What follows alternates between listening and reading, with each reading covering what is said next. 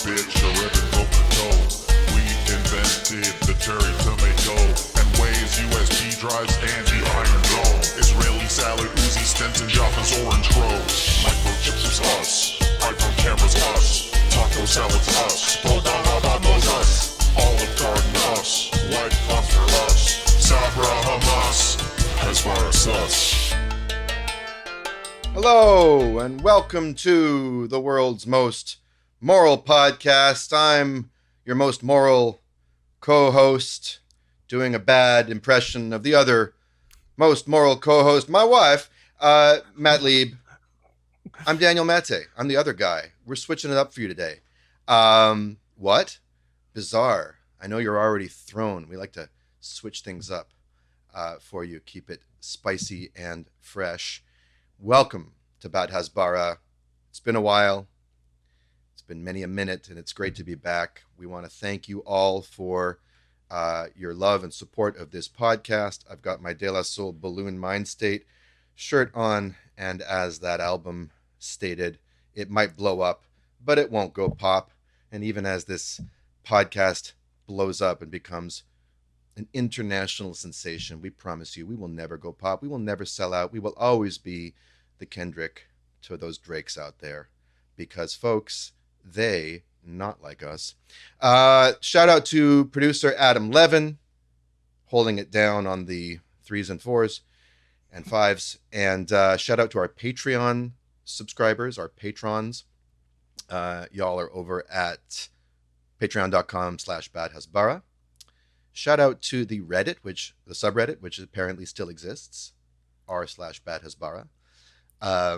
Super cool. I'm too old for Reddit. I missed Reddit, so I don't even know what subreddit is, but I'm glad it exists. And as Peter Venkman said, I love this plan. I'm excited to be a part of it. And I'm excited that with me as a big part of it, in fact, the reason the thing exists, it's by his good graces that we have this podcast and that I'm here with you. I'd like to welcome my most moral overlord and co-host and dear friend. You know him, you love him. It's Matt Lieb, ladies and gentlemen, the man I call Lebensraum. How are you, Matt? You indigenous? What's up? How you doing? You did a great job, man. Was that all right? Yeah. At first I was like, he's a little stiff at the beginning, and then you made it clear you're doing a fucking impression of me. Is that how I come off at the beginning of every episode? Like, I'm scared? Is that what I'm doing? No. But there's a cadence to it, but it's a bit, Sure. So you not at all. I feel insulted. I'm doing you. How dare you? Crazy Jews. Yeah. I'm gonna be hitting the soundboard most of this episode. Daniel helped me out this week, getting most everything prepared for this episode, because I had just an insane week of having way too much shit to do at work. And so he's been, man, you've just been invaluable. So thank you, dog. Isn't that a weird word? Invaluable? I don't know what it means. You've it been should valuable. It should mean not valuable. Yeah. Maybe that's unvaluable. That's unvaluable, yeah. Invaluable is it can't be valued. It's priceless. Oh, yeah. You can't valuate it, I think. I think that's what invaluable means. We're going to learn lots of words today on this episode of Bad Hasbara. We're going to use even more. Yeah. Well, no, but also, Matt, fuck, I feel like I haven't been earning my keep pulling my weight. Now that I'm what are you talking pretty about? much a full-time co-host, I feel like the amount of work that goes into an episode, I got a little taste of that this week. And you just come so impeccably prepared. It's fucking exhausting. It sure is. Especially given the shit that you have to be sifting through on a podcast like this, which is it's not good for you. It's bad for your health. I'm pretty sure. I've noticed myself getting sick more often, and I'm like, is this just because I look at videos of evil men killing children every day? And I'm like, no, it's probably also I don't work out. Yeah, it's like being a taster at some kind of factory that makes sweets that taste horrible. Yeah, it's exactly like that. Like being, an Oompa Loompa at, Wonka Land. Like Oompa Loompa. Yeah, I'm a Joompa Loompa here at the Hasbara factory. just drowning in a river of chocolate. Anyways, I'm so excited to be your most immoral co-host. I'm in most immoral mode. I'm going fucking crazy on the boards today. I want you to come. Thank you, BB. BB soundboard. Let's introduce our guest because we have an exciting one this week. We're so excited to have this guest. This is the co-host of one of my favorite podcasts, True Anon.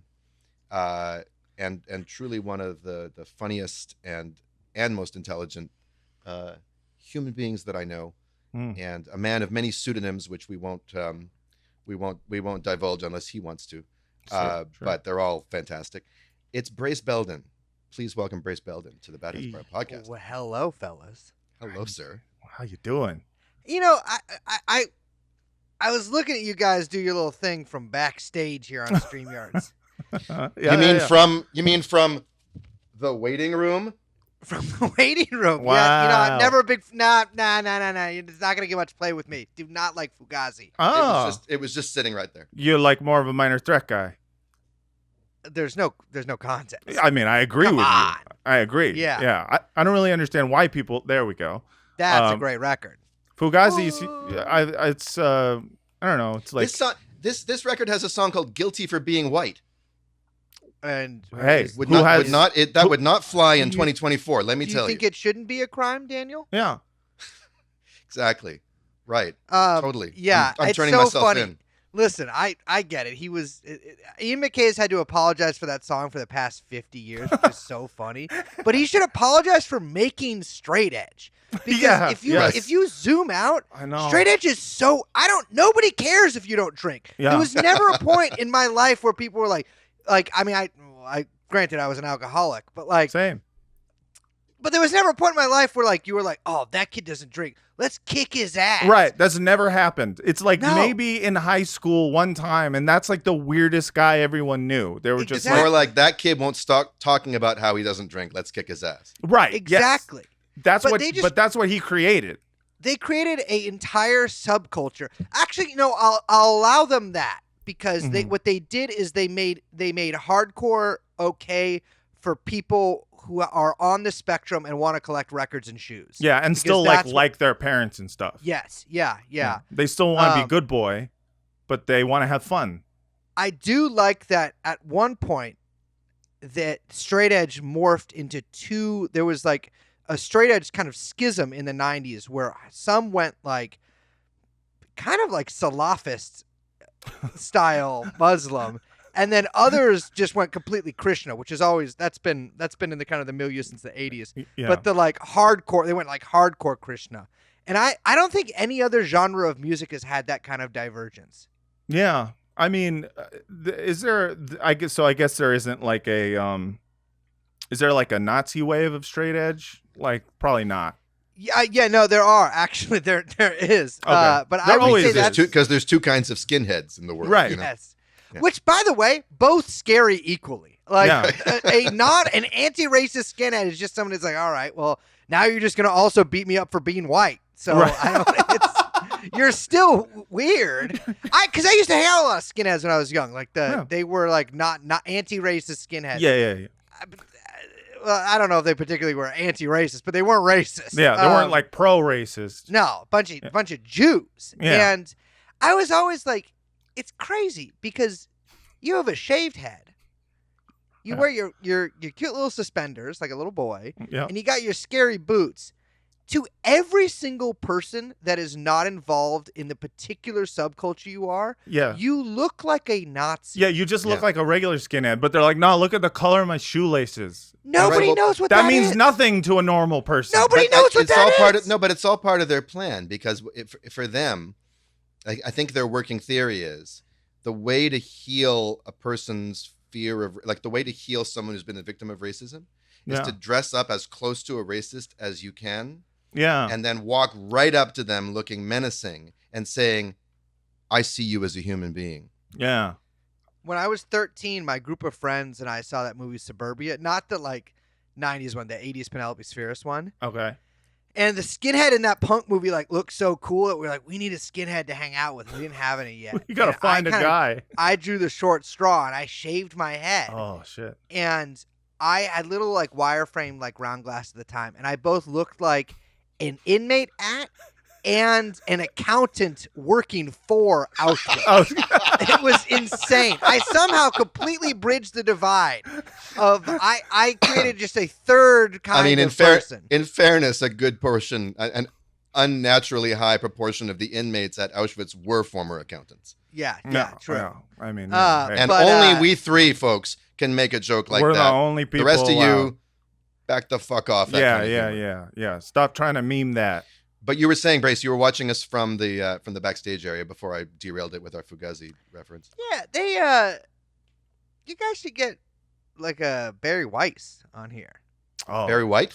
Barry Weiss. You guys need some Jewish lesbo in here to just be like as like a kind of counterpoint to you guys, because there's a lot of masculine energy. Yeah, it's true. This. It's too masculine. People, that's the number one complaint about this podcast is these guys fuck too much. You know, like people want us to have, you know, just kind of a more, but like, what can I say? We're alphas, you know, famously. I'm looking at us, all three of us on the screen right now, and I realized there's something wrong with Jewish people. We all have glasses.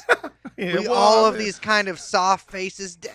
Daniel, you're kind of working with a little more crags than us, and you've got some structure on you, Matt. Me, I look like the moon with a smile painted on it. Yeah, you do look like an old film from the 20s of the moon. Horrible, Fatty Arbuckle. Yeah, but I'm just like they need to. Yeah. Well, I think Zionists were trying to solve the problem. They were. That's yes. I mean, they wrote about how disgusting and really? nebbishy and how we didn't fuck as a people, and they wanted to create a new. They wrote that Chad we didn't fuck Jew. As a people. Basically, yeah. The sniveling ghetto bookish nerd Jew, the coward, the lamb to the slaughter. No, they were going to create a desert Chad Jew, or as they pronounce it, Chad. Yeah, a Chad Jew. Yeah. I thought our problem is that we're sexually neurotic. Sorry, sexually neurotic. We're sexually neurotic. We have too much sex. It's true. It makes you crazy. We beg to fuck too much. Yeah. Yeah, they just they didn't like that we they saw us as like beta, at least the OG Zionists like Jabotinsky and stuff were just like, these fucking European Jews are just, a bunch of betas, and they need to like man the fuck up and do an apartheid state. They were actually secretly of the Andrew Tate school, which goes so far in that direction that it comes back around to if you have sex with women, that's gay. Yeah. I will say this. Dreyfus, who I know, his little affair. I thought you meant like Julia Louis. No. Her great grandfather. Yeah. That's right. You could say that's one of Europe's first hustle culture guys. Absolutely. Right? Yeah, because he was just about that grind set mindset, and people like wanted to like, I don't know, hate on his game, but they were knocking the hustle. Yeah. Listen. I'm willing to accept that he didn't do it. It looks very apparent. There is absolutely no evidence I believe that he did do it. Yeah. But he should have done it. Yeah. If he had been, a real modern Zionist Jew today, he would have done it and been proud of it and been like, there's nothing you can do about it. I hear him and Leo Frank are bunkmates in eternity. My God. Anyway. Only we are allowed to make these jokes. Sound off in the comments if you're not going to sound off. Matt, nobody is going to make a joke about Dreyfus being guilty in 2024. Yeah, of course. One of the things I envy actually about your podcast, Brace, is that you have a non-Jewish Polish co-host that you can ongoingly drag for being a secret anti-Semite. I think it's one of the funniest running gags you guys have with Liz. That is one of the best things you can do to somebody who's not Jewish. The only thing we have that is we have actually a lot of stuff. One of the main things that we have, though, is you can make people really uncomfortable by implying that they're being anti-Semitic or just telling other people that they're being anti-Semitic. Now, I couldn't do this in a real way because I would feel guilty, but it works on the show.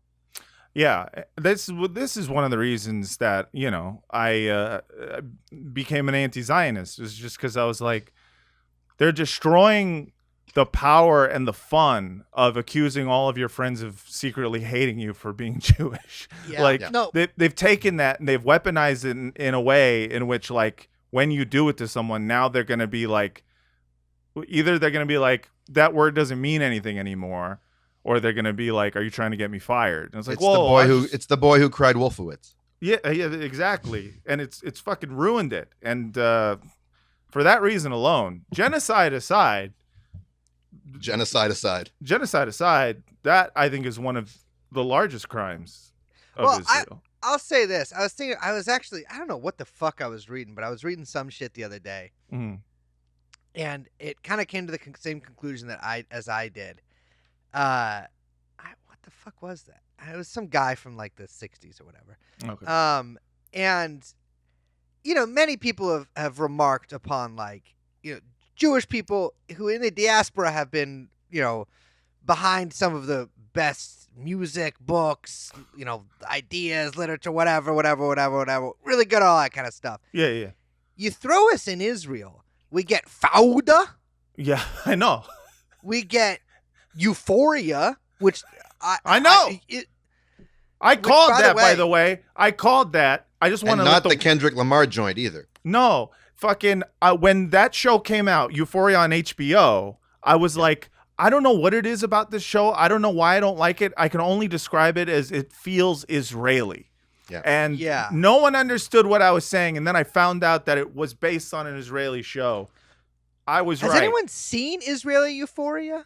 No, I gotta see. I've never seen American Euphoria, but I gotta see what they were. I gotta see their Sydney Sweeney. I gotta see what kind of Jewish Sydney Sweeney. Yeah, I gotta see a Jewish. Sydney Sweeney. Okay, so speaking of Jewish Euphoria, speaking of lithe, young, nubile, gyrating, Israeli teenagers, we're gonna get to something that. We're going to get to something that, Brace, you and Liz recently dove way deeper into than any human with a soul should have to do, which is the Nova Music Festival exhibit in New York City. But before that, I just want to ask you about the podcast in general, for those who don't know it. Yeah. What is the investigatory mandate of this show? Because you guys, started with Jeffrey Epstein. Yeah. And the range of topics that you cover is just astonishing. And it hangs together somehow, but what is the what is the concept of the show? Well, it's funny. Like around like the third episode, we realized it was like, oh fuck, there's like a lot of people listening to this. Like we're gonna run out of Epstein stuff eventually. We're gonna have to start making shit up. You ran with it for a long time, and you attended Ghislaine Maxwell's trial. I mean, anytime there's anything to do with it, you're right. And there. I thought you did a wonderful job on our defense team, and I'm sorry that you didn't get the result you were looking for, but. I don't think it was wasted money. Well, it was the least I could do after all the free services she'd provided me over the years. You know? Exactly. And the art. I would say it's weird. I think the connective tissue is now a certain just a je ne sais quoi. But I don't think the world has seen a Pole and a Jew come together like this. No. And so I think that's where a lot of it's racial magic that we're making. But no, I don't know. It's kind of just like we have a general list of episode types that we do. Like sometimes we do a freak episode. Sometimes we do like well, actually, a lot of them are freak episodes. Sometimes we do like what we like think of as like an explainer episode where we like write out like we always have like around 10 pages of notes, but usually like that. Sometimes it's like a lot more than that. Yeah. And then sometimes we have guests, and I don't know what there is no connective link, but it sort of all goes together. It just the reason I'm asking is, I have many favorite episodes. You guys did one that at the time I thought was just the peak of your intrepid bravery and your stomach for the difficult stuff and your ability to really go into disturbing places, which was the trip you took to Idaho at the end of an extended series about the teen boot camp industry, with which you have a personal history. And I won't spoil it for people, but it was it was gut-wrenching, and it was heartbreaking, and it was brave. And then you went to the Nova Music Festival exhibit. I'm like, okay, this tops that. How the hell did they stomach this? So tell us about that trip. Have you guys heard this Psy-Trance stuff? No. What do you mean Psy-Trance? Psy-Trance, PSY. Yeah. Like the Gangnam Style the Korean gentleman. Like psychology. Or that, yeah. And then a hyphen, and then trance. Like to entrance. To entrance. Well, like it's kind of like trance music. Yeah. Oh, yeah. Not I like gotta be honest with you. Uh-huh. I never encountered anything like it in my life. It's horrible. Ugh. I figured. Well, we're trying to go more places now. Like on Saturday, like we went to me and Liz went to a Trump rally last Saturday in Philadelphia too. How was that? Well, that was actually an entrepreneurial experiment because I'm trying to make gay election-related T-shirts to sell because I figured, listen, I'm not a Democrat, I'm not a Republican, but I am America's most prominent Maoist small businessman. Mm-hmm. And so I'm like, if I can't vote in this election, I might as well try to make a little bit of money off of it. And it went over like gangbusters. They loved the T-shirt I brought. What was the T-shirt? It says Democrat, Republican, and it's like 2 check boxes unchecked, and then gay guy with a big ass check next to it. And for this one I wrote, well, I had the printer write for Trump underneath it. But we're gonna sell them for everything. Were you working under your pseudonym of the gay pussy eater at that point? No. No one asked me my name. And a bunch of people took pictures of me, but I go under. I haven't really come up with a pseudonym for Trump stuff yet, but I'll get to it. But you can do a shirt that says MAGA with 3 G's, make America good, giving, and game again. Yes, yeah. Yeah. But the Nova Music Festival thing, I was like, I didn't know what it was. I'd never even heard of it. And then there was a protest outside of it. Yeah. Which, whatever. But like, I will say it did. I think that's the only way that people heard about the exhibit. Right. Because I interviewed a guy who was paid to set it up, but actually, I won't say anymore.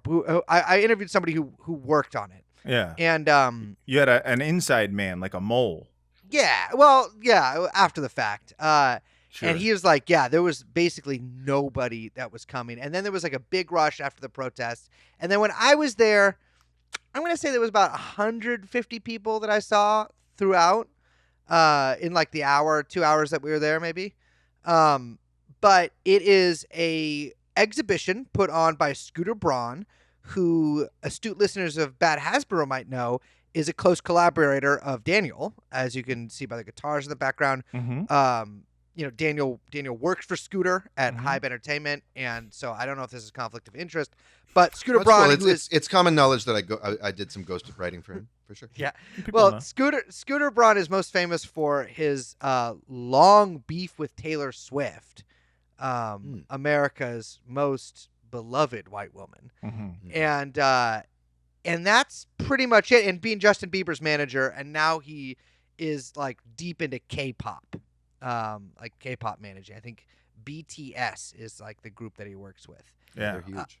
So the Nova Festival exhibit first actually appeared in Tel Aviv, which is in a city in this country called Israel. Mm-hmm. And I can't exactly tell, like from the pictures and the articles I read, how much of it is the same. But it appears that like a big focal point of the Tel Aviv exhibit, at least, was essentially lost and found from the festival, right? So 3,000 to 4,000 people were at this festival, very close to Gaza. 6:29 a.m. A couple of guys come in there without tickets, and they shoot a bunch of people. Mm-hmm. And there was a mass exodus, everyone leaving. Thousands and thousands of people. They left all their stuff there. So actually, I hate that about music festivals. By the way, I've never been to one, and I never. It's just like pick up the trash. You know what I mean? It's just like I see them, and it reminds me of that crying Indian from the '70s commercial. You know what I mean? You would have hated. I would have hated Nova because they just left their shit there. Were people claiming it like a lost and found? Like, oh yeah, that's mine. I'll take that.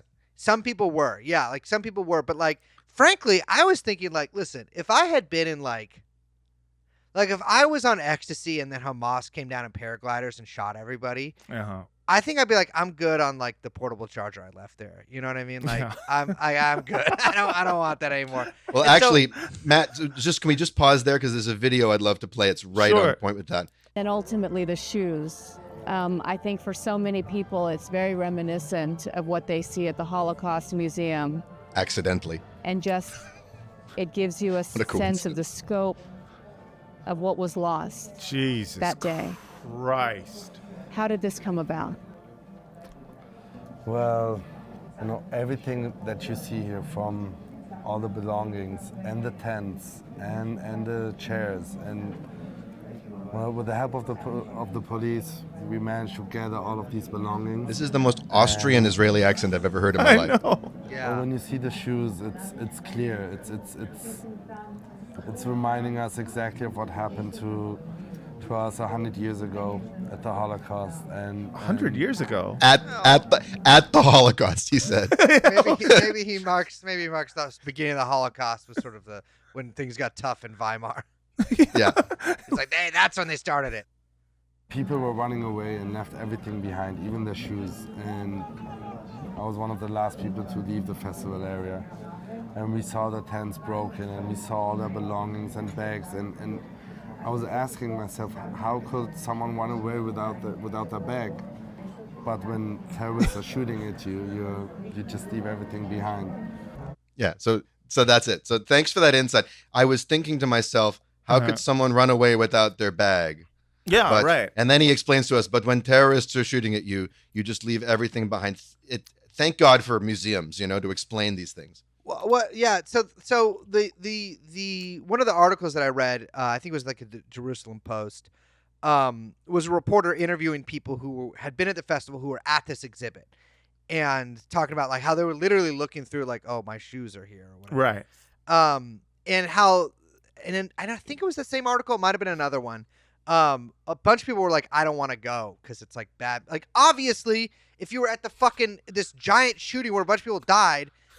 Listen, maybe you really like that like tote bag that from a bookstore that you brought there, but like I'm good on the makeup bag. I'm good on the makeup bag and the pup tent I bought from fucking whatever Israeli Walmart is. Like, leave it there. And the birth control pills, which I heard were among the exhibit item. Like they just didn't famously even. So, yeah. They didn't even filter anything out. Well, no, I think. Well, it's interesting you say that. I feel like it wasn't. That was intentional. I think. I am almost certainly describing a slightly higher degree of intentionality to the organizer of the exhibit than they actually displayed. Ophir, the guy that we just watched a video of, does not seem to be maybe the most together guy in the world. But I think it was just to be like, listen, these are just young people having fun. So what they do, I'll just explain to what my experience. They brought us in. There's all these like barricades and cops outside. Like there always is on Wall Street, but obviously like in front of this place especially. Right. They bring us through metal detectors. I'm packing, obviously. And they let me ride. But they had I gotta tell you this. There was a front desk, the lady sitting at it. I don't understand what the point was because they didn't talk to us or anything. They had another person to usher us like in a large group into the next room. A complete babe. I hate to say it, 10 out of 10 smoke show. It was incredible. And I was like, well, maybe they've got a point here. Yeah. But, I went into this thing thinking like, sexual Zionism, baby. That's how it works. They're just I never went on Birthright. I'm like, maybe we could start now. Yeah, exactly. But you get it when you see like, a pretty Israeli girl, and you forget about everything else. You go everything else. Dump them out. I'm Israel. I'm Israel. Child, whatever, baby. I love you. No, but standing there, I was like, God, I was really expecting to feel bad. Like I was like, listen, I obviously am on the other side here. But like, I also don't think that you should kill people without guns. And so I the people can kind of twist themselves in knots, whatever, like moral justification they want to make. I'm not gonna even say there's a moral justification. I'm not gonna denounce what happened, but it's just like it is what happened. And there's a tremendous amount of grief and loss as human loss as a result, and shock and sadness and trauma. Yeah. I mean, we just can't deny these things. Those are human beings. Yeah, to these are whom it human happened. beings. So it's Exactly. understandable that the part of you that is human that remains inside that husk of yours, of Yeah. a soul, might expect to go in there and feel some things a little complicated, but you ended up feeling how? I ended up, after they bring us into the mushroom stage for the first they have like a little video you have to watch, and then you can go to the actual exhibit. And by the end of that video, I felt such a deep well of anger and frustration and horror at essentially- Anti-Semitism. Yes, at interviews with all of these fucking hippies with box braids and fucking, like their little like all over print fucking t-shirts and everything. Yeah. Talking about the healing power of Psy-Trance music, how it's all about peace and love and all this stuff. And it kept mentioning peace. And you saw that right after October 7th, how they were saying this is a peace festival. Right. What the fuck is a peace festival? Yeah. It's not a peace festival. They were talking about Plur. From the exactly. beginning, when they It's said fucking Peace Festival, Plur. they were talking about Plur. I was like, Yes. What's They plur, li- folks? Young people, tell me what plur is. I don't really know. peace, It's love, peace, unity, love. respect, or something. Yes. Yeah, it's a thing at like EDM festivals and Yeah. shit. It's or like any festival, people are like, just remember Plur. It's a thing that young horny men have to whisper in the ears of their Yes. sexual assault victims at Yes. these Yeah. festivals. Oh, it's all Exactly. Plur, To baby. sue them. Yeah. Yeah, it's all Um, Plur. But by the end of this, the listen, like again, if I'm in their shoes, right? Like, and a bunch of guys come out of the sky and smoke a bunch of people, I'm maybe not gonna be like, I love Hamas after that. No, it's legitimately terrifying. Like, But- there's no part of me that looks at any of the victims and goes like, oh, I feel nothing. Like, I'm not a fucking psychopath, especially being an American. I'm like, I'm pretty much afraid of a mass shooting wherever I go in a large crowd. There's no part of me that can't like look at that and be like, that's fucking crazy, dog. Yeah, and the other thing is just like my view on exact same thing. Like I think it's like it's really easy to talk tough or whatever. But Yeah. Okay, that doesn't mean anything. You can say whatever you want, and I think people often try to seem, if they feel hopeless or helpless, and they'll try to say the most radical things that even members of the resistance won't ever say. Right. Agreed. Yeah. Completely. Overshooting the radical runway.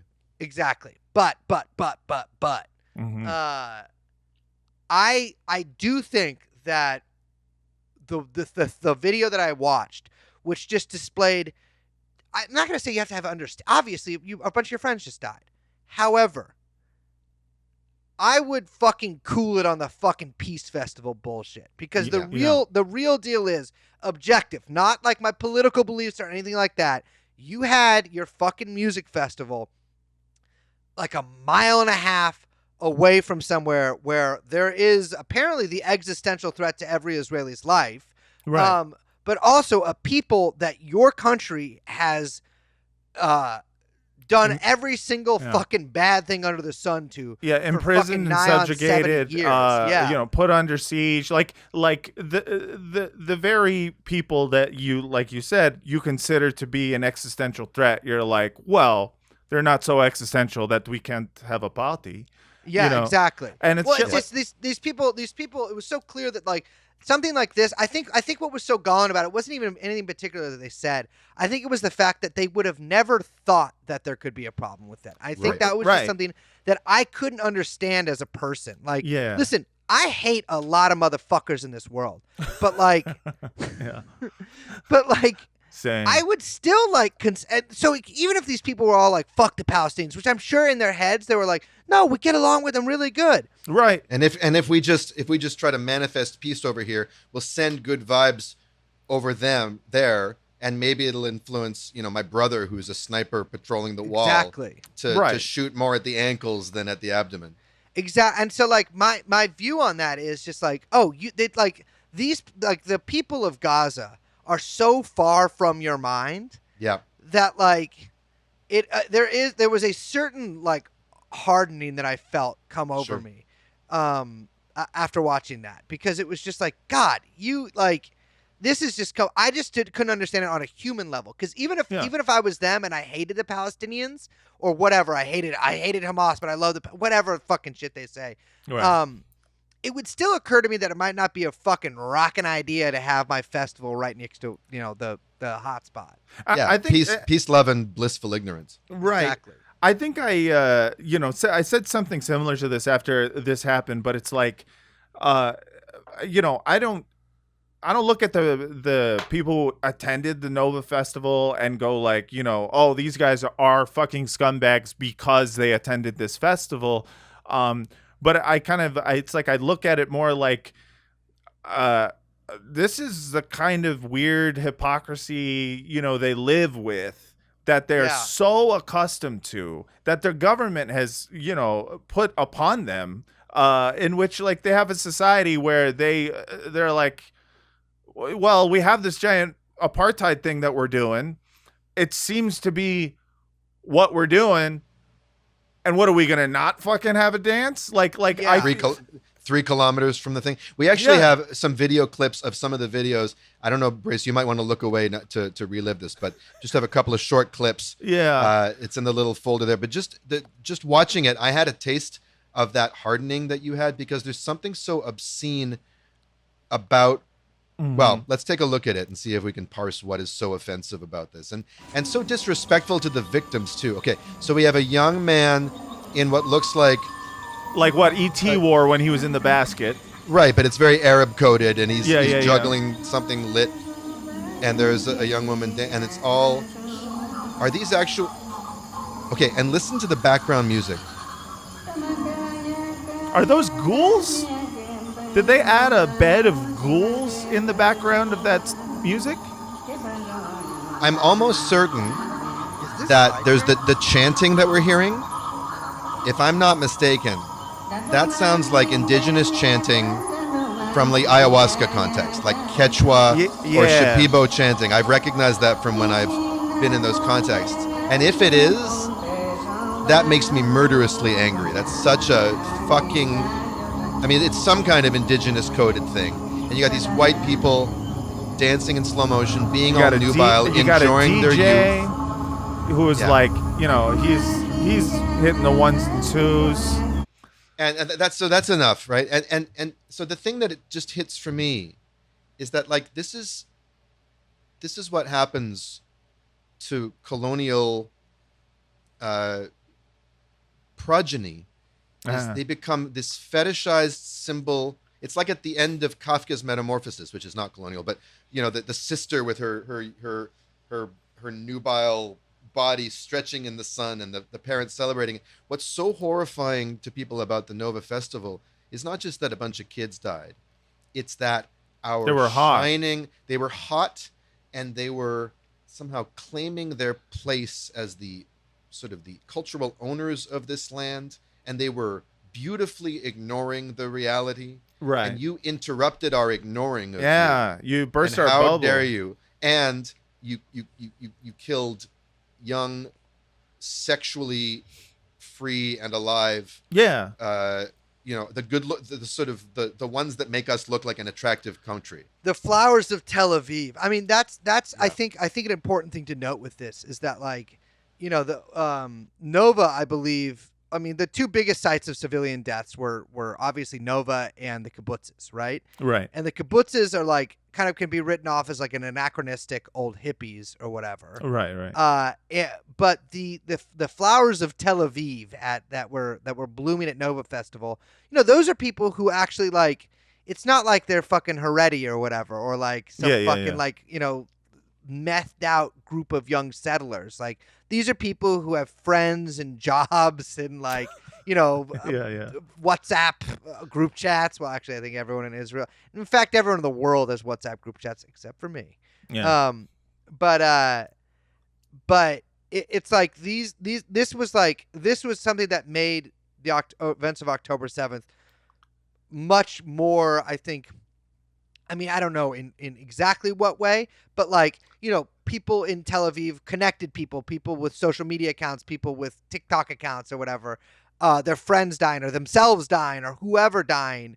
It made it more of like a way for Israel to point at this and be like, this could be you. Right, 100%. It made it like sellable. That's how it's how, like, you know, we've talked about before with sexual Zionism. It's how this colonial project has been, you know, sold in the past too. It's just like, come to Israel, look at this lady's titties, dump them out, and you like want to like that's your figureheads. Those titties are your figurehead for your country. So to see that like struck down, it was like a perfect cynical opportunity to use this to justify what is, you know, Nova times 1,000, you know, and exactly. in Gaza. And what's the alternative? You do the Vivian Silver Memorial exhibit in downtown Manhattan, where you go through the life of Canadian Israeli peace activist Vivian Silver with her friendships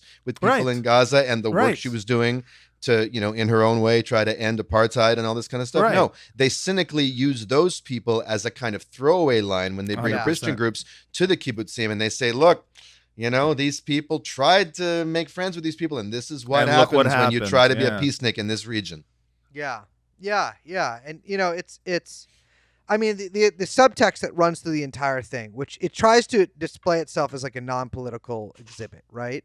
Scooter Braun in multiple interviews says the same thing. Like, it's this isn't political, and so if you feel like you have to make a political statement about it obviously is political. I mean, not to be like an everything is political thing, but yeah, this is obviously political. It's not like a subtext or whatever. There's no question it's political. Every part of this is meant to sell.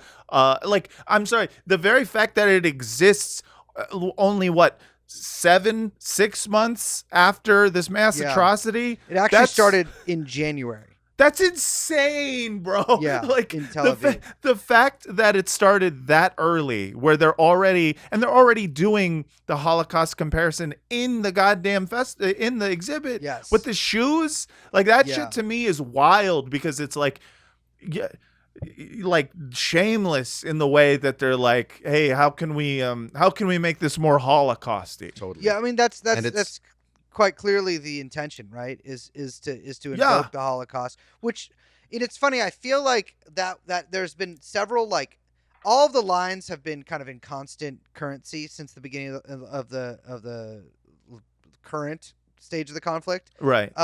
But for a while, like, some gained primacy, right? And so for like the first week, you heard like, this is the Holocaust. They're doing the Holocaust again. And then it became like, I think it was Hamas's ISIS, and like that didn't really catch on. Yeah, that didn't stick. Everyone was like, well, then how come ISIS? What did ISIS ever do to Israel? Yeah, right. You got some unfortunate questions. They're like, there. drop it. Drop this. And then the CIA called them up and be like, "Whoa, those guys are our friends Listen, now." they're about to do some really sick shit in Russia right now, so chill.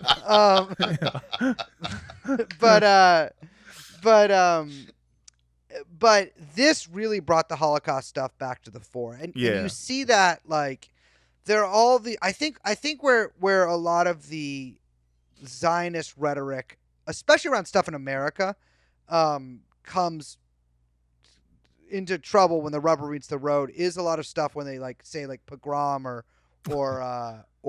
like invoke the Holocaust, right? Because I think the experience of the, I'm going to say the conscientious Jew, and I'm not saying someone like some fucking woke, like I'm, you know, Mr. Woke Rabbi or whatever, but like just a Jewish person who isn't like fucking made neurodivergent or whatever by years of like the most fucking brain deadening fucking yeshiva shit. And so you realize like that is just completely not the experience. And like, I think it's to me what was so interesting in how vile it was the primacy of the Holocaust in Jewish life, which is like, that is basically like, you know, we had Temple Judaism, whatever. Like now it's Holocaust Judaism. Like this is the main Holocaust is the main thing that's ever happened to the Jews. And this just seems like a reflection of that. But it's so insulting because it's just so clearly not the same. And like, there's a reason why like Holocaust comparisons in the past have always been touchy for Jewish people because of the fact that it was, to diminish the Holocaust in any way. It used to be never again and never compare. Yeah, right. Yeah. I mean, that was a tenet. That was a tenet of Holocaust memorialization. To compare lesser things to the Holocaust was tantamount to Holocaust denial. Right. And especially in this case, when you're having a fucking rave on the outskirts of the closest thing to a concentration camp that currently exists in the world. Yeah. That comparison is especially egregious. Yeah, I mean, I thought that was totally absurd, and so the feeling that one gets from walking through the exhibit is it feels like an episode of Euphoria. I guess it kind of is Israeli Euphoria, but it's lit with bisexual lighting. There's fog machines everywhere. Yeah. There's little videos on like cell phones that are playing like not the too graphic of videos, mostly just videos of people running and stuff. There are a couple. They have a Zaka rape room. Where they have They got a Zaka rape room? Not the goat Yossi, but they have another Zaka. Another Zaka rocker talking about, in very vague terms, about the sexual assault he witnessed. And that room was the most budget. It was just a red light and some fog. And then a video it was, in a way, kind of like entering, how we don't really know what's up with our hell or heaven? Yeah. Like, we don't have hell, but, like, we don't really have heaven. We just never got to that part. I kind of feel like hell would be entering a room with a bunch of red lights and fog machines. Yeah. At the end, there's like a 30-inch Chinese TV, low fidelity. Low relative to the digital fidelity of today. Sure. With a guy from Zaka on repeat going over and over, because that's all this room was, my brother. But every time it repeats, he adds one gory detail. One more baby, one more beheaded baby, one more baby in the oven. And then they had a bunch of They had like 5 burnt cars. There was trash everywhere. I'm talking about empty packs of cigarettes. Like, this is not. You didn't leave this behind because you got killed. You left this behind because it's an empty pack of cigarettes and you littered. Did they invite people to just add to the exhibit by bringing in their trash? Well, I couldn't figure out if some of the stuff was litter or not from people in New York. There was an ad for a sneaker dealer, and I was like, did somebody leave this here? Because it wasn't like dusty or whatever. It was just on a chair. I'm like, there's no way. Do they have Sabaro pizza in near Gaza? Wow, they have MTA cards? They invented Sabaro. They invented Sabaro. Let's show a video. Let's show a picture of some of the text, some of the wonderful copy that you got to see there. Do you remember this? This is the beginning. No, I don't. This wasn't the one at the beginning, because the one at the beginning had numbers. So I will say. They had a bunch of this around, but aside from like stuff like that, there was basically. Actually, Brace, let's read it for the people who are just listening first, or just read some of it. Okay. Do you want to read it? Do you want to read it maybe in your Mordechai Ben Moel Platinumberg voice? It was a festival that only few knew about. Thousands of radiant souls came together for a celebration of unconditional love and the spreading of light. In one moment, the festive atmosphere is shattered. The angel of death, Mengele! Hamas has Mengele? They have their own Mengele. Oh my God! The angel of death swoops, firing Slayer starts playing. The angel of death swoops, firing a barrage of hateful missiles. Not just missiles. These missiles were racist. That cut through the joy like an icy wind of wind. The air, thick with laughter and friendship, becomes a terrifying scene of The air becomes a scene. The hateful missiles cut through the joy like a winter wind, and the air becomes a terrifying scene. I'll have you know, young man. Now I sound like Finkelstein. I'll have you know, young man, I spent 30 ChatGPT tokens writing this, and you are being so disrespectful. Did you know that they have fellows in India that are writing this stuff? They say it's ChatGPT. It's some guy named Arcan. It's Chat. It's Chat. CHAAT. The kind. It's like a type of food, I think. Yeah. I will say. Dalton. At the beginning, looming over the smoke show at the desk, there was a similar sign that gave kind of a rundown. I didn't really read it that closely, to be honest with you, but I did look at the numbers, and the numbers were just straight up wrong. They said 1,300 civilians were killed that day, which is just not true. Yeah, I mean, it's just not true. It's not even the correct total number of Israelis people died. and people killed. Period. Yeah. Yeah. I mean, I think it's something like 700 civilians, maybe. Yeah. 600, 700 civilians, and then the rest military personnel. But that doesn't even add up. They should have made it 600. They should have made it 613. One for each. Yes. The mitzvot, the commandment. That's right. And I was like, oh, that's extraordinary. They got that wrong. So like if you actually added up the numbers at the entrance, you get something like 2,000 because they they just listed the military personnel as separate. So they said 1,300 civilians, I think like something like 600 military personnel, blah, blah, blah. But beyond that, there's no context on anything. There's no descriptions of any video you're seeing except for the Zaka rape room. There's like general context of what is in a room, but individual things are not labeled, which I thought was an interesting choice, which, one tends to ascribe, I feel like, sometimes a little bit more intelligence to one's ideological enemies than perhaps they deserve. Sure. And in this case, I'm like, I know that these guys just don't know how to do an exhibit because, like, you could have actually done a more effective propagandistic. I feel like if Sun Tzu was living today, he would have had to do a revised edition of The Art of War, Zionist version. Yeah, where it's like, don't respect your enemy. Right. Don't give him the benefit of the doubt. Assume he'll say the stupidest thing. Yeah. No, I mean, it is.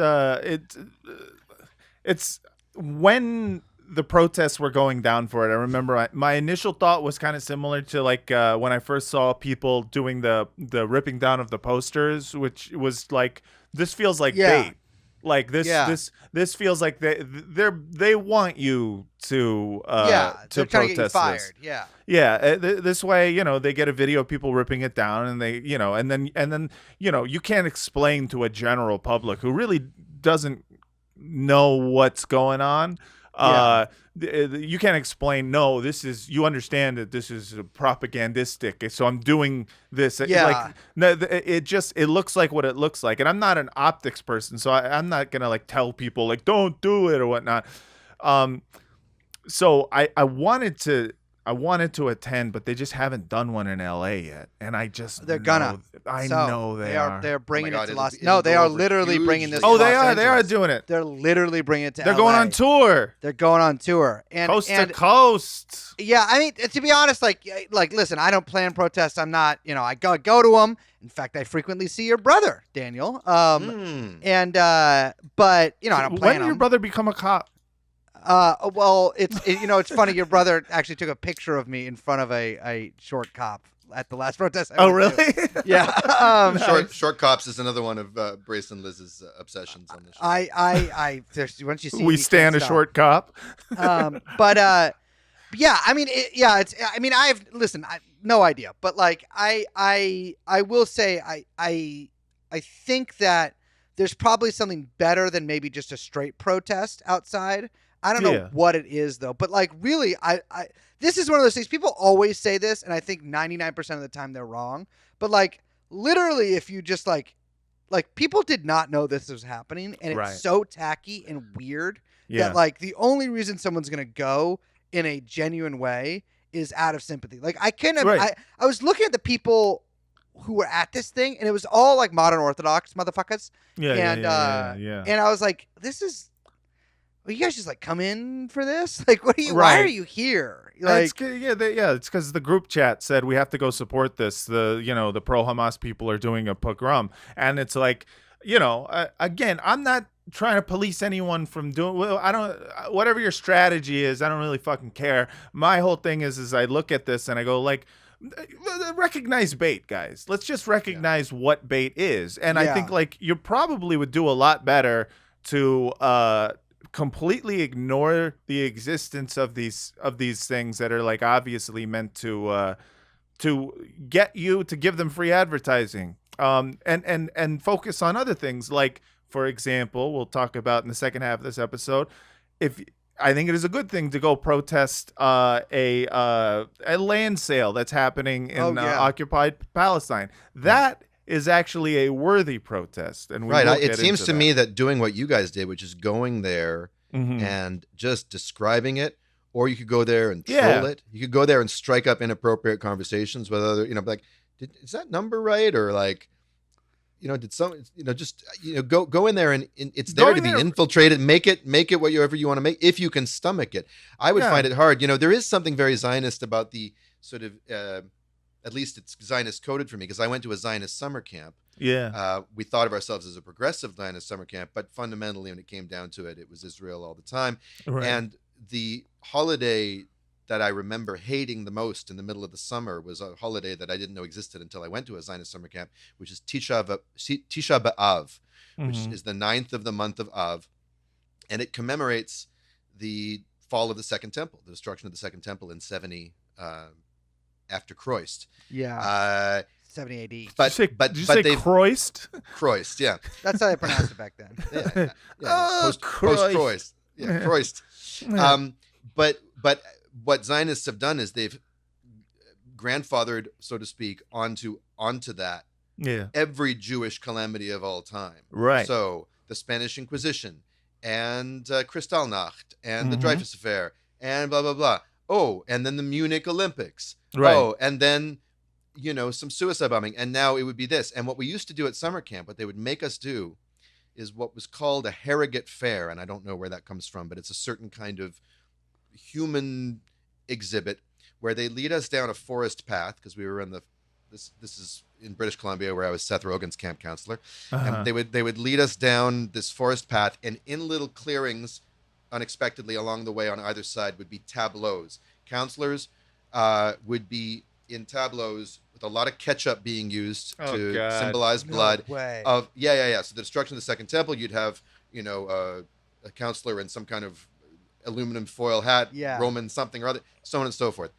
And all the way through to the Munich Olympics, a lot of grief, and they're silent, and they're holding these wax museum type poses. And it was very, very, very maudlin and manipulative. And it would always lead towards Israeli tragedies, suffered by Israelis. And then we'd go and have deep discussions about how we felt. We process our feelings. And that's exactly what this sounds like here. And it's the most cheap-ass, manipulative, we're going to make you feel something, which is what Birthright is. It's so crazy to me, because the fact of the matter, I said this earlier, but in Exile, we have truly, I got to say, fucking rocked it. Absolutely. I mean, I get it. We got rocked ourselves in a lot of countries, et cetera, et cetera, et cetera, et cetera. Yeah. I get that happened. But despite that, we rocked it. And we paid the cost to be the boss. That's right. Like, what now? Come on. It's horrible. I mean, on the very first time I guested on this podcast, I talked to Matt about just how comedy itself, which is, I mean, the Jews brought modern comedy to America, and we teamed up with black people and created popular entertainment. And somehow Israel's managed to kill humor and satire and irony. Like, it's like, imagine a Jewish country incapable of irony. I know. I've been. Well, they're capable of. They're definitely capable of being ironic, but I don't know if it's a. Yeah, they don't know it though. They don't know it. That's called dramatic. They're capable of dramatic irony. They can do dramatic irony, real not good. Tonal irony, and not ironic humor. They're capable of sarcasm, not irony. I think I've come to the point where I've started to really resent the way in which Israelis when they're talking about what the Jews have done, look at how we've thrived, and they start getting into fucking ways and cherry tomatoes and taco salads or whatever. Drip irrigation. Drip irrigation, McDonald's. And I start resenting it because I'm just like, motherfucker, Gershwin's one of us. Yeah, like, well, you know it's what I just mean? like, okay, Einstein. Sondheim, motherfuckers. Sondheim. You Like, guys you're invented- not even close. Like, they invented bullpup. I would say probably one of the more famous bullpup rifles, and then also the goofiest looking AR platform rifle I've ever seen. You know the teeny one they give them? oh, I don't even know that one. They give him a little teeny one. I think it's because they got all them chicks in the fucking army there. But they got a little. You know how like an AR is like it's not a big always, guy. but like it can be a big guy. You know, Yeah. the one in use by most militaries certainly is a big guy. Right. They got made tiny little guys. They made a there. little guy version of that? I'm not even joking, man. Look up Israel small M16. Let's just take a look at these. I'm sorry. yeah. Okay. Beautiful. Just for anyone who's watching, this is a little ass gun. This is a Yeah. little boy. They're like basically, I don't know if they're pistol caliber or what, but like I think they used to be more common. I think they use longer ones now, but you used to always see pictures of like people in the IDF with like a 9-inch barrel fucking AR. And it's insane. I guess it's because their country's so small. Shetland machine gun, says producer Adam. Well, and it's you know how in The Wire they had BNBG. Yeah, right? yeah. Big Negro, big gun. Yeah. This is SJSG, small Jew, small gun. It's just like I don't know. I guess it's because maybe we got the little arms. Yeah. But I mean, just to be real for a second, to the Palestinians who've been massacred by these things, Yeah. they're plenty big. Yeah. Of There's course. nothing diminutive about the murder, the murder capacity. Right, of but that I think army. it's important to let the soldiers know that they look fucking It's silly doing it. It's Yeah. fucking pathetic. One of Yeah. the coolest things you can do as a soldier, you know what, is carry a big-ass gun around. Yeah. It's not just for looks. It's because if you have a big-ass gun, they're actually much better at shooting. You saw when Hamas smoked those fucking maybe it was more than three, those Israeli guys that were in the tunnel, and they were like, we got the bodies. And Israel was like, no, you didn't. And then they had the bodies. Yeah. If you look at the gun they got from the Israeli, it's like a fucking 9mm submachine gun. Like, Yeah. you could wear like civilian armor plates and like withstand that. These guys, I gotta tell you, maybe I bit into the fucking propaganda, but I thought the IDF was a better arm. They're training our police. I don't feel safe. I don't feel safe anymore. I don't feel safe anymore because I don't think these guys are good at it. I don't think that they Well, can. clearly not. No. I mean, that's It's a subject insane for a to whole me. ass episode of Badass And if I was a black or brown American, I'd be offended that the people who are going to harass me and turn my neighborhood into an occupation zone or doing such corny shit with their Right, weapons. yeah, Get and those all their fucking weapons are bitch made. Get those fucking Colombian mercenaries that Saudi Arabia sent to Yemen or something. Right? Like, then I'd be like, all right, you're Okay. training. We're getting some Okay, you're real death squads, not these You're little about fucking. you're about this policing shit. Exactly. Yeah. All right. So before we do some, you mentioned free advertising there, Matt. yeah. Before we do some non-free advertising, I just wanted to. I'm just going to grab my guitar here for a second. You guys, Hell can yeah. just kick it for a second because you talked about them going on tour and they need a theme song and they have that slogan, "We will dance again," and I just thought it had to be done. So just give me a second. Are you gonna do a fucking song? Just a chorus. You know, it's funny. They had "We Will Dance Again," but then also "Ever Else, Never Again." And I'm like, you really Yeah. got to know how to order Yeah. those. You just gotta pick one. You gotta Either pick again one. or not again. And then Yes. they're like, Hamas is like again and again and again and again. So we have to do a never again to their again and again and again, but we will dance again. It's like too much again, guys. How about like Bad slow down and just kind of, I don't know, figure out a message here. The "We Will Dance Again" thing is even more annoying because of the fact that it's just like, I've seen countless TikToks of you literally dancing on top of the rubble of homes. Yeah. You're already dancing again, and it's like really turning me off to the concept of dance. Yeah, stop dancing already. All right, so this is my little free intellectual property for them. It's just a chorus. Yeah. But, okay. Hell yeah.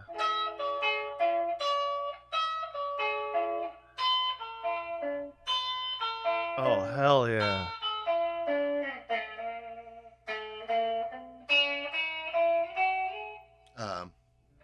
Am Yisrael will dance again Yeah. to Euro, trance, and techno rhythm.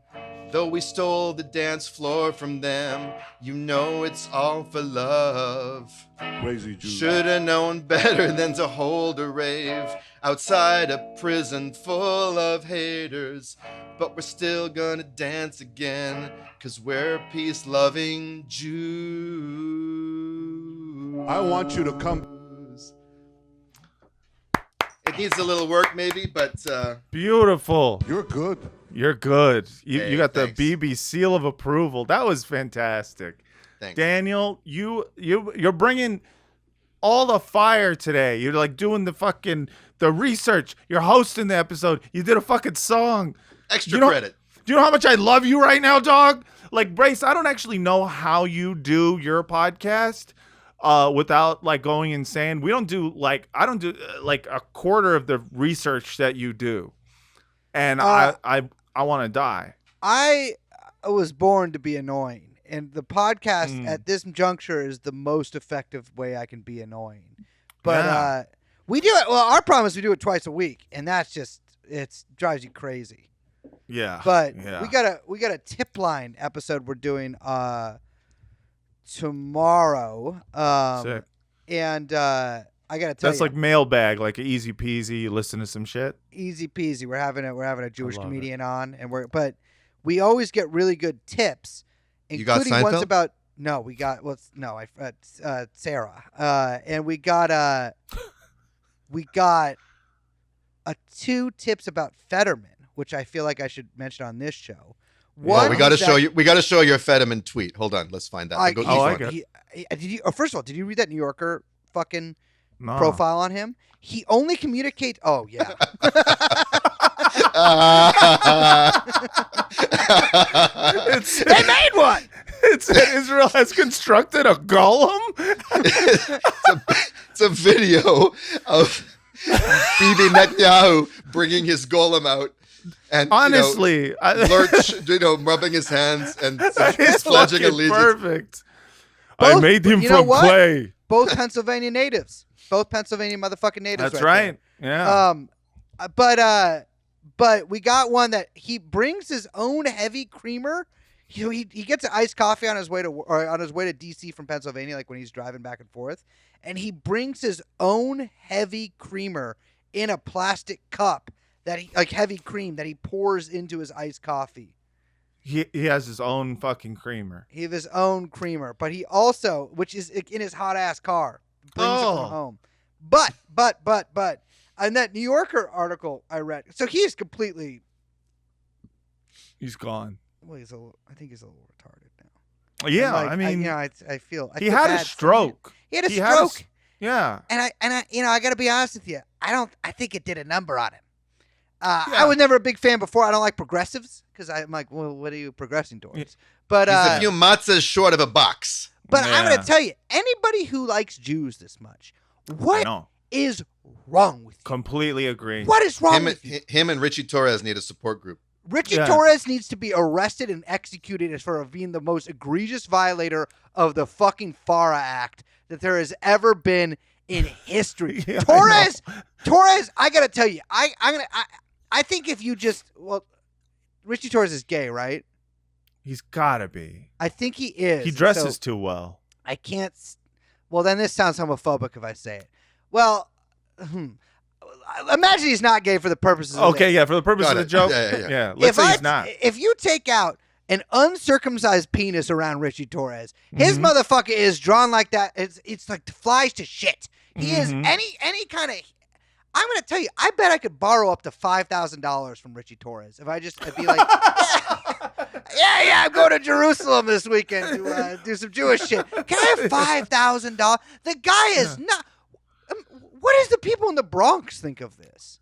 I don't even know. I think I don't understand how voting works because at this point, I'm just like, I know some people do it, but is it really just ghouls who vote?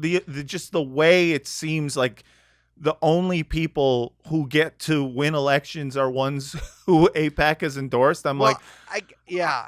I don't even really know, dog. Like, do people in the Bronx, are they like all about Richie Torres? Is there a portion of the Bronx is the only place that actually votes, and it's like a yeshiva? Like, the only pro Bronx and I thought stand-up thing I've ever seen him do was recently. There was a tweet by some Israeli-born American lawyer who's running for office in Las Vegas or Nevada somewhere. I think we have the picture of the tweet there. It's the hood rat one. Let me see if I can find the hood rat one. It's in the Bowman. It would be in the Bowman folder. Oh, okay. This woman tweeted something really egregiously racist about Bowman. Mm-hmm. And of course, Bowman and Torres are on very different sides of the AIPAC issue. Let's just take a look at what she said. Well, I'm trying to find... We're going to get to Bowman. Oh, she called him a hood rat. She said we need to send this DEI hire back to the ghetto or whatever. And Richie Torres, without even qualifying it, without even saying, look, I disagree with Jamal Bowman. He's an anti-Semite and drinks Israeli blood. But no, he didn't even do that. He just said, many of my constituents are from Section 80. I grew up in public housing, and this is disgusting, and you're a racist. So I didn't expect actually even that modicum of integrity, and maybe it was pandering, but I had to give him respect for that. He's done one thing. He always says he grew up in public housing, and I'm like, what? A kibbutz? Like, what did you? Right at this point, I just like, what is going on here, brother? Because imagine if I was like that to black people. I know everyone would think you're sus, and no one would think it's weird to be like, you are sus. Exactly. It is so strange. He is Black Sean King. It's fucking crazy. It's the exact same kind of thing. It is fucking weird, man. And like, I completely agree. Like, I remember when I first heard the term philo-Semitism as a form of anti-Semitism. I thought that was when you like to eat Jews wrapped in Greek pastry. That's part of it too, though. It's like every, it's like, instead of being, I hate the Jews, it's like when you love the Jews like a little too much. And I remember when I first heard that, I was like, oh, there's a word for that, because I've experienced that. It's a weird thing, because like, you're not, as like Jewish people, like none of us have necessarily been like fetishized, or like, it's rare. Occasionally someone will just be like, oh, a Jew, and you're like, oh, where's this going? I dated a woman who really liked Jews, and I remember thinking like, sick, this is good. But then she kept hitting me like a lot, and it was just like how she communicated or something, and then finally I went over. What's that? Latina? No, she was just a white girl. And I went over to her house, to her apartment, and her room. I shit you not, posters all over the wall of Jerry Lewis. And I immediately was like, oh, she's Vichy French. Yeah, dude, I don't think that's loving Jews. I think that's wanting to humiliate Jews. That's like if you're going to be fetishizing a Jew, like Larry David, I get, because it's like he has this kind of disgusting hotness to him. Like, you're just like, oh, I just want a weird guy to eat my ass or whatever. Or it's like Jeff Goldblum, who's just like, oh, there's just something, like sexual power there. But or Jeffrey Goldberg. Yeah, exactly. Jeffrey Goldberg, great writer. But like, to ask the tough questions. Ask the tough questions. But sorry, like, that's a little prison guard joke. Go ahead. Yes. But to like, I don't know, man, to like be sexually attracted to Jerry Lewis was like, this explains why you're mean to me. Right. You turned your nose up at Jerry Lewis, pussy? No, I didn't turn my nose up at it. Eventually, it just didn't work out because she kept being mean to me. And I was like, I don't know if you actually like Jews. I dated a chick who, she's like on the phone with her dad. She's from Eastern Europe. Yeah. Yeah, this is a long ass time ago. And she's like, yeah, I'm dating this guy. And her dad's like, is he Jewish? Like,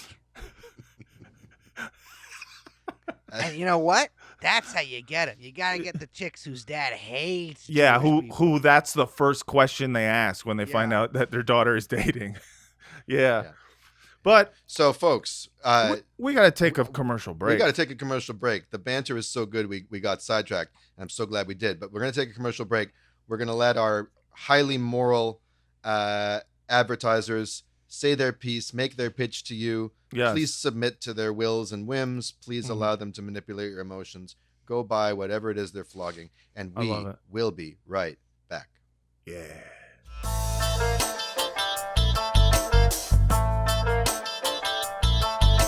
Guess who's back? Back again. Actually, Eminem has a new song, which is completely pandering to his old audience. It's like a Slim Shady, Return of Slim Shady kind of song. Is it I hate gay people again, like that? No, not quite. He makes a kind of knowing allusion that it's actually pretty good. But anyway, and the video is like a throwback to that. To that Without Me thing. Anyway, welcome back, folks. Boy, I've been doing a lot of hip hop references this episode. Loves it. We're gonna move on to something that happened in your city. In your city, there is a problem, Matt Lieb. Yeah. Why don't and you problem tell us you live in Israel? No. Yeah, well, I mean, the West Bank. So you live in Gaza? He's the mayor of Gaza. Yeah, but like I'm in the north, dog. Like we're good now. I'm kind of the one stealing all the food. I born and raised in West Los Angeles. And how dare you? Whenever I see something's happening in the news vis-a-vis Israel, and it's happening in my part of town, I get very excited because I grew up around a very specific type of like Jewish person. I mean, there's a lot of course, like your regular, middle class Ashkenazim, Reform Jews and whatnot. But yes, a lot of making challah on Fridays. But there's also, especially in the Pico Robertson neighborhood, a huge population, maybe the biggest population of like Orthodox and modern Orthodox Jews in Los Angeles. And like there's some of the most, not all of the most psycho people when it comes to Israel. I mean, I grew up right next to the Museum of Tolerance, right next to Museum of Tolerance. Yeah, straight up. The museum where we learned to just barely put up with shit. No. Someone I know was telling me that when she was a kid, they made her go sit. They have gas chambers there? Is that true? Yeah, they got all sorts. Yeah, they go sit in the gas chamber. They have gas chambers. They have a hall that just yells racial slurs at you. Really? Yeah. This is from my memory. A hall that yells racial slurs at you? Which ones? Well, like all of them. They yell the N-word at you in a hall. This is from my memory, but a little bit of my memory is mixed from. I go there. I go there. I go there to just even once in my life I can feel down. Yeah, it's great. It's the closest I'm ever going to get to a pass. That's the craziest thing I've ever heard. I have to piece together a lot of my memories from my childhood because it was a thing. It was like you probably get to learn so many slurs before you did. Yeah, you learn new ones, which is nice, and it's like you get to like just put them in your back pocket for whenever you meet an Irishman. Yeah, but it's like it's amazing. It's an amazing museum. It's the Simon Wiesenthal Center, I believe it's called. Love it. It's the very museum where they have a cafe that my dad one time he sent back the soup for not being hot enough, and he created more anti-Semites in the process of that. But this neighborhood has got it's like Little Israel or Littler Israel, and recently they had there's a shul there, a synagogue and a shul called Adas Torah, and I saw popping up on Twitter that a pogrom was happening. They did a pogrom in West Hollywood, West LA pogrom. LA. And whenever, something's going on there, I get very excited. I start looking to see if I know any of the people on the pro-Israel side, because a lot of them have sold me drugs. And so just to give you a brief rundown of that, the videos showed generally pro-Palestinian and pro-Israeli people fighting each other out of context, just little bits and pieces of it. And I knew immediately, I was like, this is insane. There's no way that the narrative of this is going to be the pro-Palestinian people went there to beat up the Jews. Because it is not physically, the laws of physics make it impossible for the pro-Israeli side in this particular part of the city to be the victims. They're all snapping their fingers like, those Jews are gonna pay tonight. Exactly. So here's a local news report about the incident, which helpfully does give like a little bit of context, but it leaves out, I think, some important details. And I'll play it for you right now. Well, Ike, it blew up very quickly yesterday that this was an event that pro-Palestinian protesters, they had organized around a real estate event that was going to be going on at the synagogue, a large synagogue in the Pico Robertson neighborhood of L.A. What sort that of is real a estate predominantly Jewish neighborhood of L.A., probably the most prominent Jewish neighborhood here in Los Angeles. And as this was going on outside the synagogue, it went from a relatively small crowd to then quite a large crowd, about 150 protesters who were outside, trapping those who were trying to get into the synagogue. They were not able to get in, but then there were the clashes. Trapping those who were trying to get in. Into the wider world. Like they were trapped and confined to the rest of planet Earth. The rest of the planet. The most insane spin that went on, and it got quite violent. The LAPD saying one arrest was made. Incredibly, nobody was injured. When you look at these images of how violent it got, nobody. I love nobody's injured. We're watching still shots of injured in the end. People being injured. But there were a lot of punches, a lot of kicks being thrown from both sides. The one arrest, a pro-Israeli protester who had a flag with a spike on the end of it. Oof. So now that because he got the idea from the woman who claimed to have been stabbed in the eye by the flag. He's like, that's an idea. We'll beat them at their own game. Yeah. And so there's a lot going on in that video. No injuries is insane because there were many injuries. And mostly they just happened to the protesters who were there. And what the thing they were protesting was is of importance to mention because what it was Judaism. Yeah, they were there to protest Judaism. They don't like it. They heard about it. They were like, "This doesn't seem to make it." It was one protest. God? Are you kidding me? Just like the attack on the Nova Festival was an attack on just dancing writ large. Exactly. Yes. No, this was it was an attack. I will say on one of the most important tenets of modern Judaism. That's right. I will say that. I will allow that. Yes. One of the most important tenets of modern Judaism. Yes. The Palestinians. So it was this. There was a... yeah, very holy. Buying land. It's... yeah. You're just praying. Get behind me, brokers.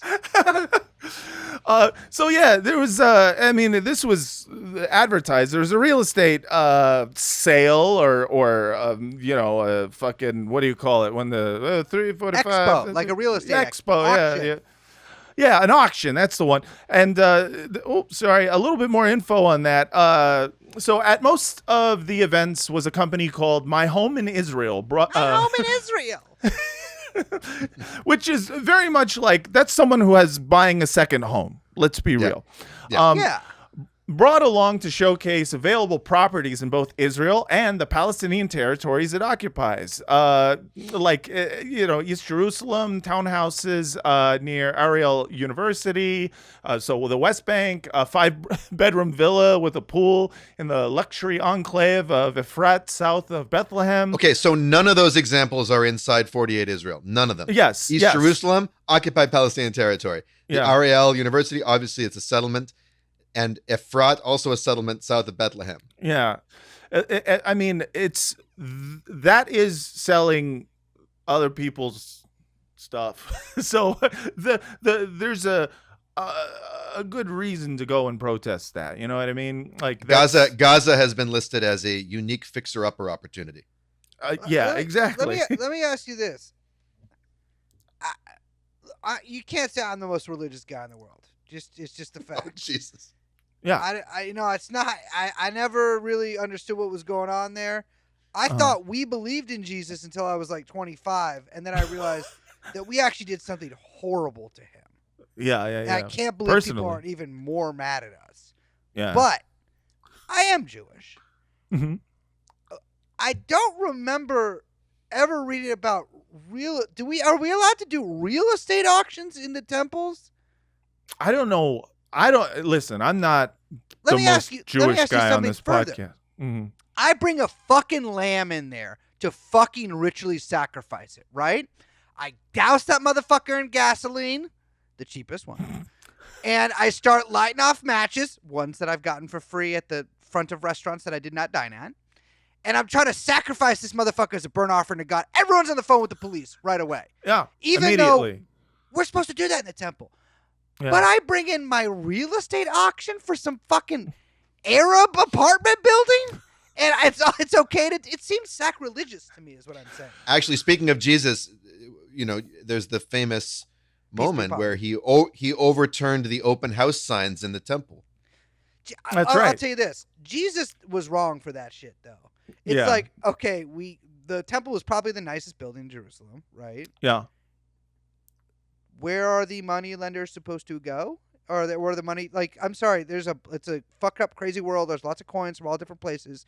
People want to change that shit. People want to maybe make a little money doing that shit. And they want to do it in a nice building. You want them to do it in a fucking ditch, Jesus? Right.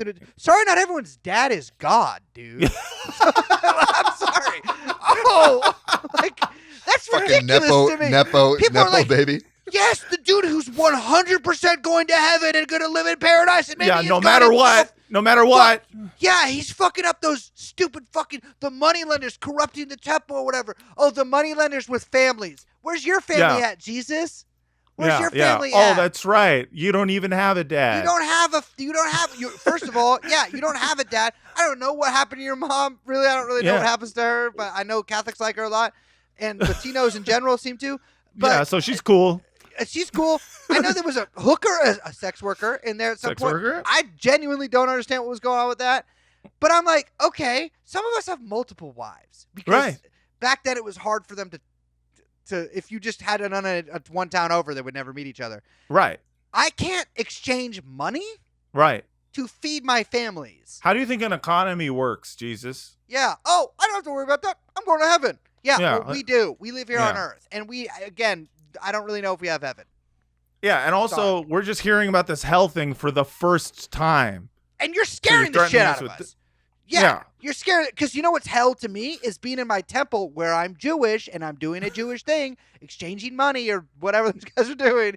And then a guy who's about to invent the whole shit that rocks our fucking world, unfortunately, comes in and is like, no, don't do this in here. But you don't want us doing any of this in there. You're not even Jewish bad anymore. Enough. Look, it's bad enough that he told us we have to forgive everybody. It's quite another thing to tell us we have to forgive all the loans that we've given them. Forgive loans. It's kind of a fucking asshole. You know, I don't want to get canceled or nothing, but I kind of get killing Jesus now. Well, no. So I'll tell you this: how you don't get canceled for that, because people do get pissed at us for having done that. Mm-hmm. Sorry, didn't know. But it wasn't the Ashkenazi Jews who did it. On the plus side, it wasn't our kind. Yeah. But I'm okay, play this out, and Jesus doesn't get crucified. what religion do you have, dude? You have nothing. Yeah. Exactly. We did that Yes. shit because that's God's plan, right? Like, Yeah. if Jesus didn't sacrifice himself for everybody and like all their sins or whatever, all that stuff, you're gonna go to fucking hell. So like, Yeah. I made you go to heaven, which I don't even know if I get to go to. So like, I don't understand. People, yes, we killed Jesus Christ, which is the basis of Christianity, your entire religion. Yes, you're welcome. What are you don't get supposed mad to do? at the fucking guy who like shoots the starter pistol at the beginning of a race. That's how you knew it was time to go. We're nailing him up, and we're like, all right, you guys are You're about to have a welcome. great couple thousand years. Let me tell you Yeah. that. It's going to be Yeah. a little rough at the beginning, but I'm going to tell you, in about 1,200 years, there's going to be so many of you, you're going to make different kinds. Also, Not- you're not going to to- be not to- alive again in 3 days. Yes, 3 That's right. days, dude. Oh, I'm sorry. You got to chill in a fucking cave for 3 days with none of You those can't chicks bothering hang for you? 3 fucking days. You know And then you how get hot it to is? fly. Yes. I'm tired of this. I'm tired all of the this and all the Jesus all the bullshit. perks that came down the pike for Christians. I mean, all the churches and the swag and the Pope, Yes, bro. the way the Pope gets to live, and the institutional cover that pedophiles get to have to try Yes. their trade Oh, and practice their love with our children, under cover of the cloth. I mean, we made all this possible. all your funky little shit. You guys have, first of all, pause, but you guys have a fucking dude around your neck at all times. Mhm, And it's like, mhm. okay, granted, the symbol for Judaism, the little Magen David little motherfucker, we might have kind of made that shit up in like the 16th century or whatever. Whatever. But like, Whatever. yours is just a dude. Like that. A dead dude, guy. A dead guy. He's not even dead. It's a dude's deathbed. Because Yeah. is he vertically. really dead if he comes back 3 days later? He might have physically died, but it's just But like, soul, all right. his soul's still alive. His soul's still alive, and then his body was still alive 3 days later. It's like, why don't you get mad at God for him for making him go to heaven like a little bit after that? You know? Yeah, be mad at that. Be mad at All right, fucking so- Barabbas, dude. So, guys, Yeah. just to put a final nail on the crucifix of this highly cancelable segment, just to make sure that the Bible Belt hates us. Uh-huh. Bad Hasbara is bigger than Jesus. That's right. Come at us like you did John Lennon, the Beatles. Yeah. Matt, we should wrap probably in the next 20. What else have we got to talk about? Well, We were let gonna me talk- let me finish on what exactly how this whole pogrom wrapped Oh, up. good. Right. Right. So, despite the fact that my neighborhood, Back to our regular pogroming. sure, despite the fact that I was like, don't bring news cameras to this neighborhood, because as soon as you bring in news cameras, they're going to put on a show for you. Because if there's one thing that these like pro-Israeli yeshiva guys and fucking Orthodox people going to the fucking Palestinian land sale want, they want to spin you a story, but people immediately bought it. And it was crazy because I was seeing it being shared by people who I know are local LA Hasbaras, and not 2 hours later, the fucking president, of course, on cue, is like, I'm appalled by the scenes outside of a Das Torah synagogue in Los Angeles. Intimidating Jewish congregants is dangerous, unconscionable, anti-Semitic, and un-American. Americans have a right to peaceful protest, but blocking access to a house of worship and engaging in violence is never acceptable. So he fucking just immediately buys it. Not only that, but Karen Bass goes and gives a speech. Where?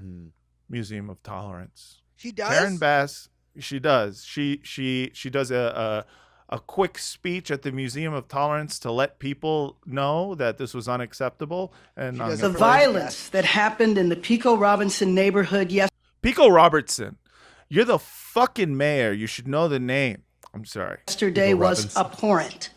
And blocking access to a place of worship is absolutely unacceptable. Same language. What we witnessed was anti-Semitism in the heart of one of our Jewish communities.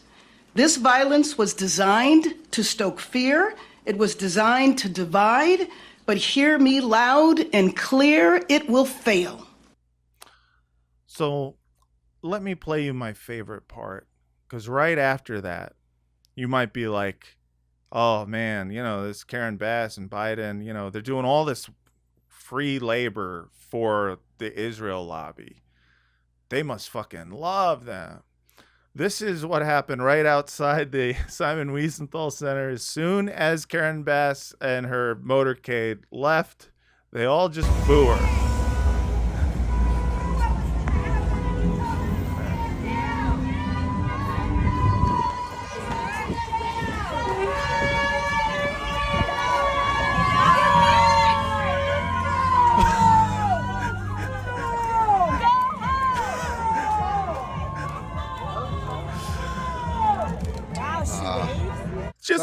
Zionists love black people, don't they?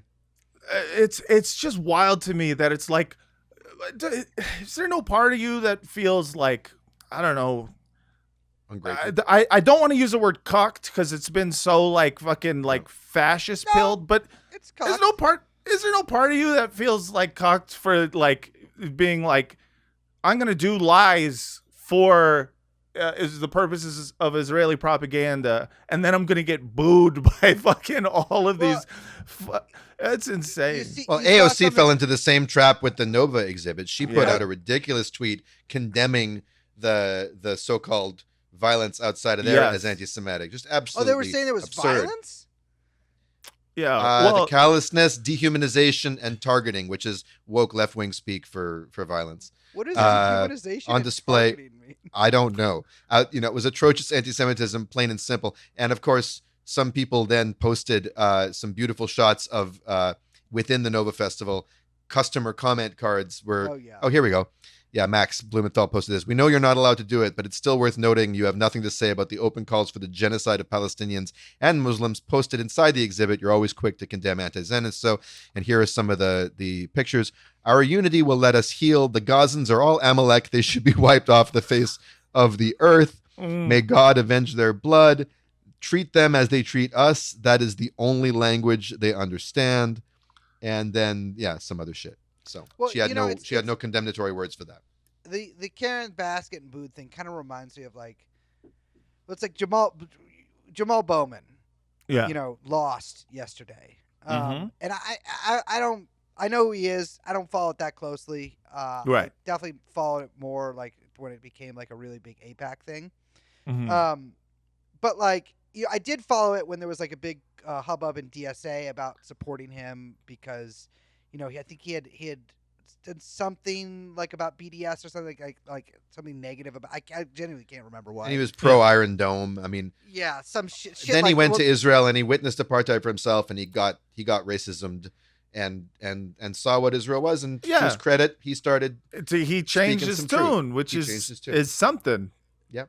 But it's funny, like he still waffled, right? Like in some ways, he's still like. It's like the sexual violence, all this kind of stuff. Like he's still like, and to his credit, I'm sure that judging by his older writings, I'm sure that he is just trying to be political or whatever, be politic about it. Yeah. But I think it goes to show that like, actually you can't give them any fucking quarter. Like that's exactly. And like, it is like, I think if Bowman had like, I don't think he would have like won his election. Maybe he would have, but I don't think so. I mean, there was just simply a ton of money in the redistricting. $20 million. They spent like 20 million. I think 25. It's like, but you give them an inch and they'll take a minion. If he had come out like fucking hard for Palestine, I think that actually would have helped him rather than trying to walk this line of like acceptable stuff. Because the fact is, I think a lot of people now, I've been sort of just really taken aback by how many random ass people you see that like would not have dared talk or thought or whatever about Palestine, not dared, but like it would never ever cross their mind at any other point in their life if they even knew what it was. Now are like aghast at the images they're seeing, at the realization that their money's funding all of that. I think that like there is actually like real political will there, like among the part of the masses that somebody like Bowman should have been savvy enough to tap into.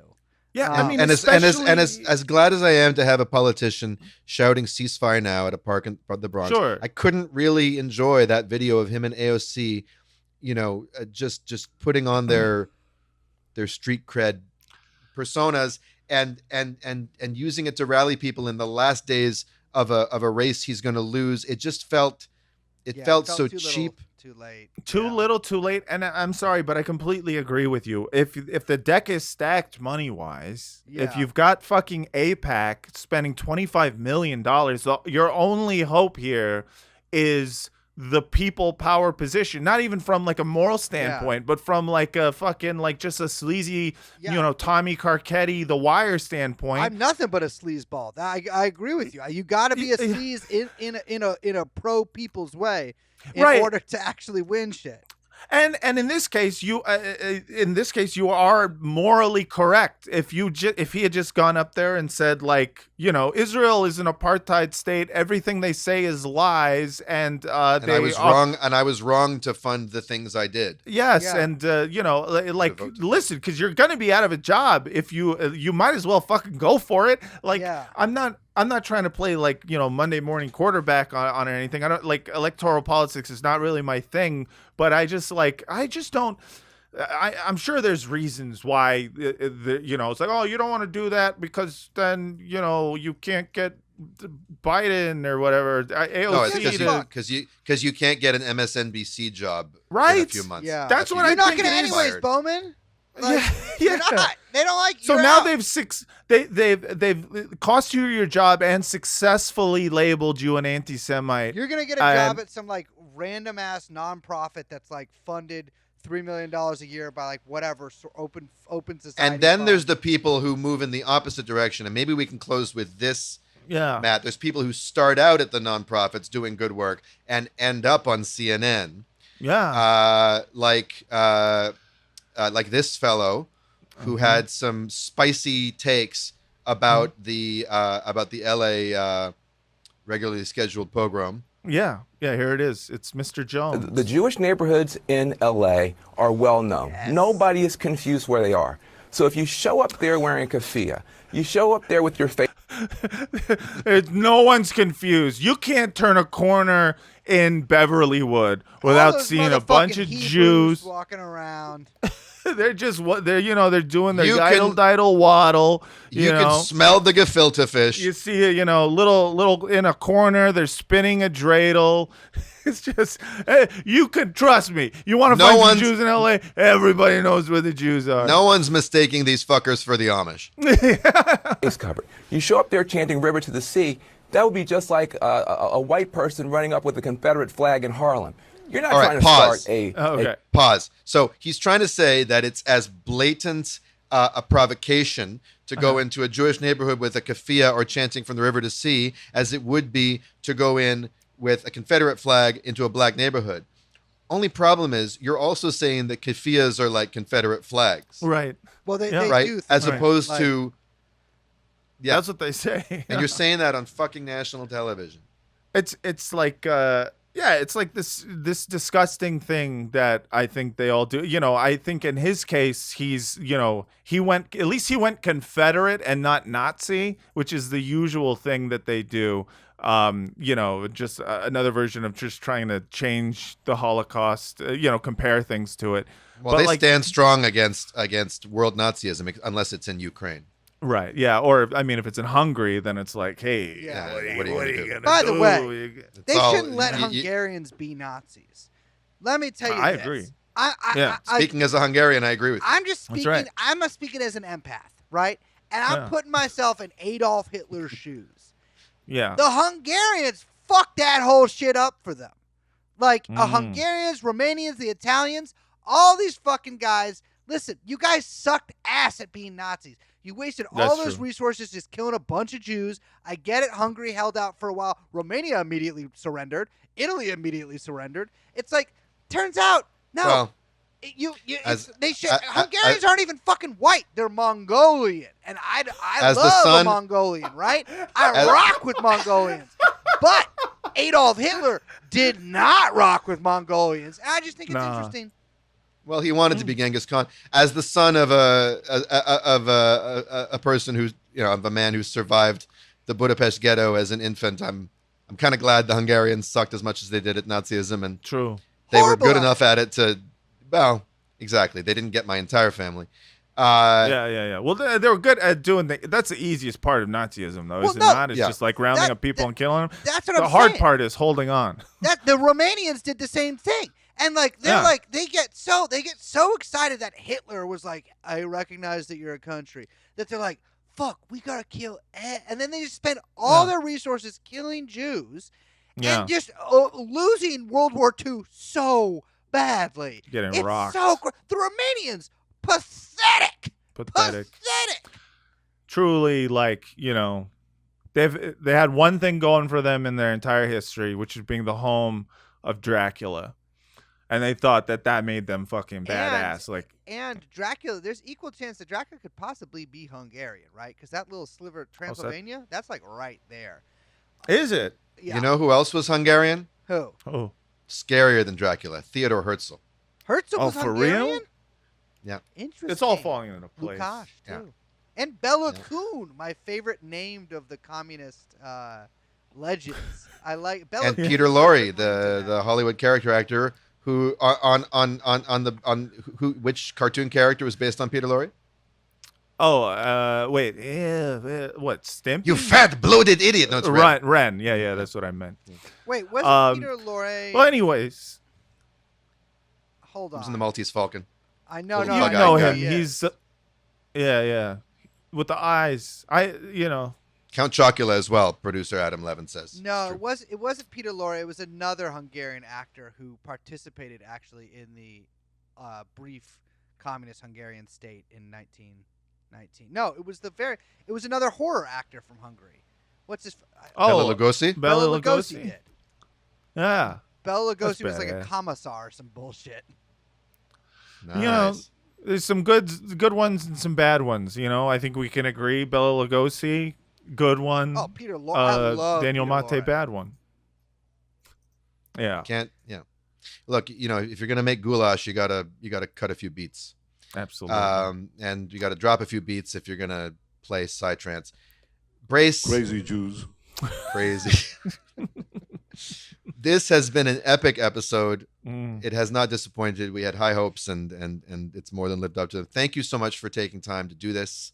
Anything you want to plug before we go? A board game, merch, Nah, sold anything? out. Well, no, the board game you can still get, but I can't remember the web. It's like stormthecapital.com, game.com, I think. Okay. No, it's trueanon.com. Word. Thanks for doing this. We hope to have you back. And at the crazy thing about this podcast is you say you hope to have someone back, and at the same time you're praying for a day when a podcast like this is just not necessary. But let's be real. We're in this for the long haul. Yeah. In it to win it. In it to win it. Well, forever. That's right. Matt, most immoral Matt mode. I really enjoyed the immoral version of you today. Hell yeah. Evil vibes. And everyone else, thank you for watching. Thank you for subscribing. Listen to us on all the platforms. Watch us on YouTube. And until next time, from the river to the sea, let's go as close as we can to a concentration camp and do some E. Nice. Jumping jacks was us, push-ups was us, Krav Maga us, all karate us, taking Molly us, Michael Jackson us, Yamaha keyboards us, Jar Jar Binks on us, Andor was us, Heath Ledger Joker us, Endless Breadsticks